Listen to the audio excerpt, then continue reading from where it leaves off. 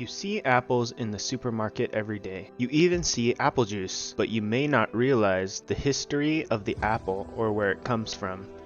Apples have played a huge role in human history dating back 4,000 to 10,000 years in the Tian Shan Mountains. That is a history that is as long as the first cultivation of grapes. The Tian Shan mountain range is on the border between China, Kazakhstan, and Kyrgyzstan. Why were apples so important to humans? It has to do with something called flavonoids.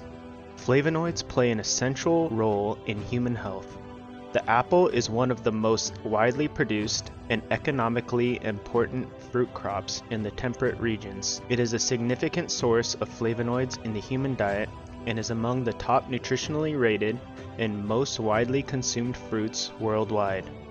Epidemiological studies have shown the consumption of apples, which are rich in a variety of free and easily absorbable flavonoids, is associated with a decreased risk of various diseases. However, apple production is challenged by serious inbreeding problems.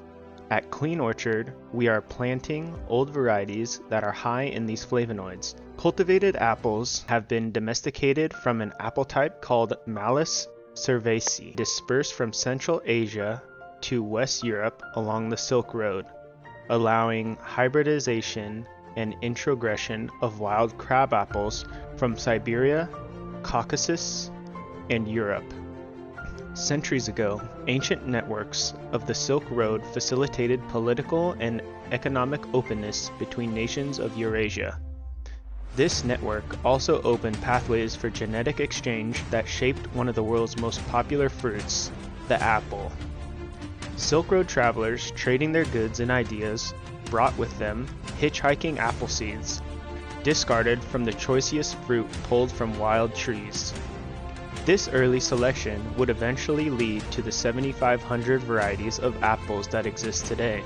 These seeds eventually made their way over to what we know now today as America, and the most popular story is one of Johnny Appleseed, also known as John Chapman. John Chapman's first orchard is thought to have been along the bank of Broken Straw Creek, west of Pennsylvania's Alani Forest. As he moved west, he planted in parts of Pennsylvania and much in north-central Ohio.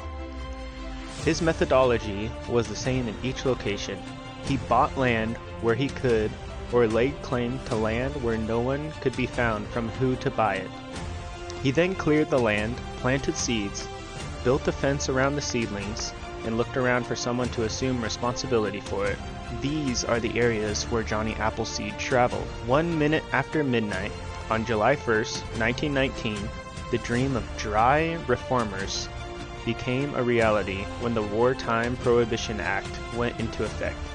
Passed to conserve America's food, grain, and fuel during World War I, a new law made the manufacture and sale of intoxicating liquor a crime against the United States. Patriotism and war frenzy was at an all-time high when the wartime prohibition was introduced in April 1918 as a rider to an emergency agricultural appropriation bill known as the Food Production Simulation Bill.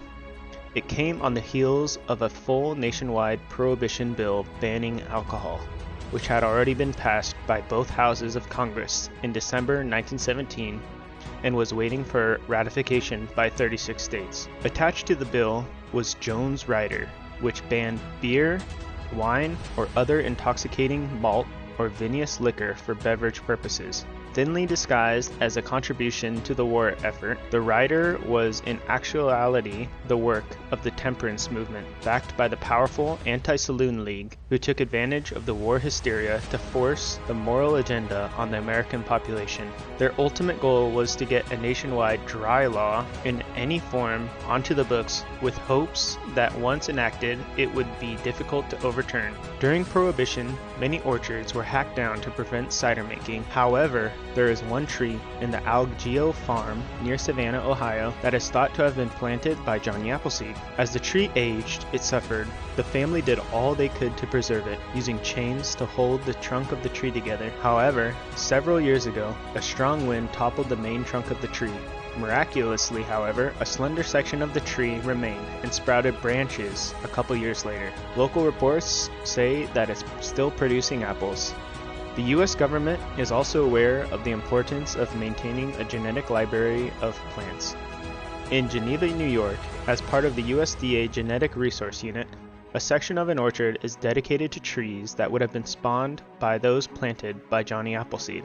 In this day and age, in the United States, Washington currently produces over half of the nation's domestically grown apples and has been the leading apple growing state since early 1920s. In 2009, Washington State produced 5.4 billion pounds of apples.